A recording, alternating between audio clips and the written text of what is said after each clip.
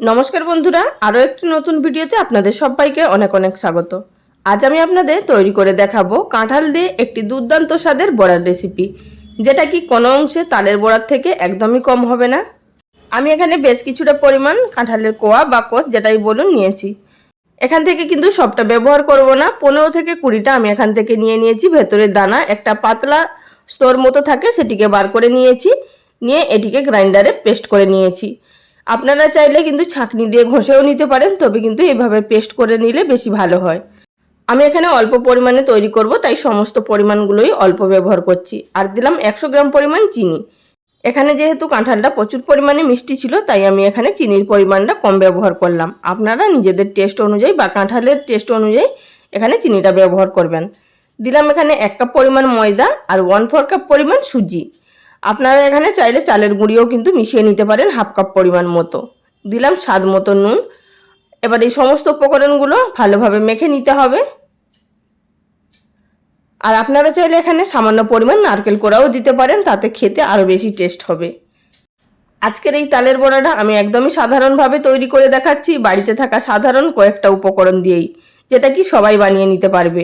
আর খেতেও কিন্তু ঠিক ততটাই সুস্বাদু হবে। তো বন্ধুরা, এখানে দেখতেই পাচ্ছেন মাখতে মাখতে এটি শক্ত লাগছে, তো আমি এর মধ্যে সামান্য পরিমাণ জল এড করে দিয়ে মিশিয়ে নেব। আপনারা চাইলে এখানে দুধ দিয়েও কিন্তু ব্যাটারটি তৈরি করে নিতে পারেন।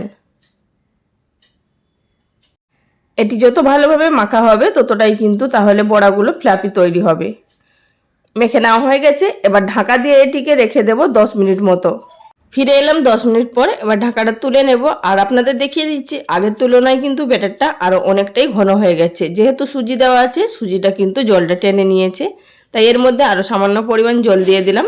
তো আপনাদের আমি এবার দেখিয়ে দেব যে এই ব্যাটারটা ঠিক কিভাবে রাখতে হবে। তো বন্ধুরা দেখুন, এখানে ব্যাটারটা ঠিক এইভাবে থকথকে রাখতে হবে, না খুব বেশি মোটা না খুব বেশি পাতলা। এবার চলে যাব তৈরি করার পদ্ধতিতে। গ্যাস ওভেনের উপরে আগে থাকতে একটি কড়াইয়ের মধ্যে পরিমাণ মতো সাদা তেল গরম করতে বসিয়ে দিয়েছিলাম। আর তেলটা খুব ভালোভাবে গরম হয়ে যাওয়ার পর আমি এখানে এক একটা বড়া দিয়ে নিচ্ছি। আমি এখানে একটু বড়াগুলো বড় বড় সাইজের তৈরি করছি। আপনারা চাইলে ছোট বা মাঝারি অবশ্যই তৈরি করে নিতে পারেন, বা এখানে আমি হাতের সাহায্যে দিচ্ছি, আপনারা চাইলে চামচ দিয়েও দিয়ে দিতে পারেন।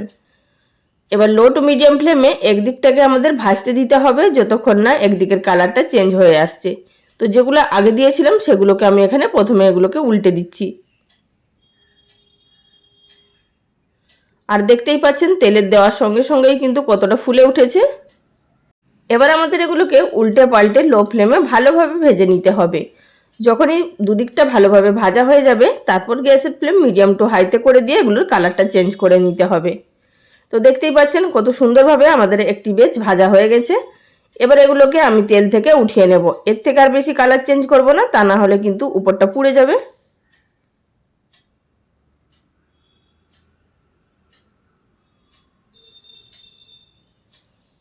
তো বন্ধুরা, একবার ভেজে নেওয়ার পর একই রকমভাবে আমরা পরেরটাও ভেজে নেব।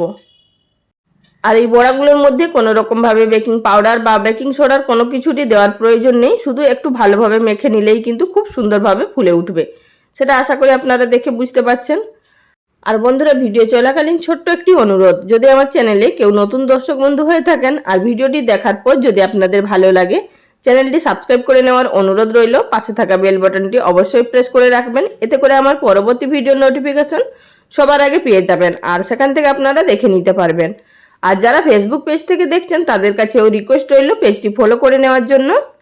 বন্ধুরা, আমার এখানে বেশ কিছুটা ভেজে নেওয়া হয়ে গেছে। আর আপনাদেরকে আমি এখানে দু একটা ভেঙে দেখিয়ে দিচ্ছি যে ভেতর থেকে ঠিক কতটা জালিদার এবং নরম তুলতুলে হয়েছে। তো বন্ধুরা, এখানে দেখুন ভেতরটা কিন্তু একদম জালিদার তৈরি হয়েছে। আশা করি সেটা আপনারা দেখে বুঝতে পারছেন যে এগুলো ভেতর থেকে এতটা সফট, এতটা জালিদার যদি হয়, খেতে তাহলে কতটা সুস্বাদু হবে। তো বন্ধুরা, আর দেরি না করে এই কাঁঠালের সময় বানিয়ে ফেলুন জলদি বাড়িতেই কাঁঠালের বড়া। আর সবাইকে খাওয়ান। আর কেমন হয়েছিল খেতে আমাকে কমেন্টে জানাতে একদমই ভুলবেন না। তাহলে বন্ধুরা, আজকের ভিডিওটা এখানেই শেষ করলাম। আগামী দিন কোনো এক নতুন রেসিপি নিয়ে আবারও হাজির হয়ে যাব। ভিডিওটির সঙ্গে এতক্ষণ ধরে থাকার জন্য সকল বন্ধুদের অসংখ্য ধন্যবাদ। সবাই ভালো থাকবেন। নমস্কার।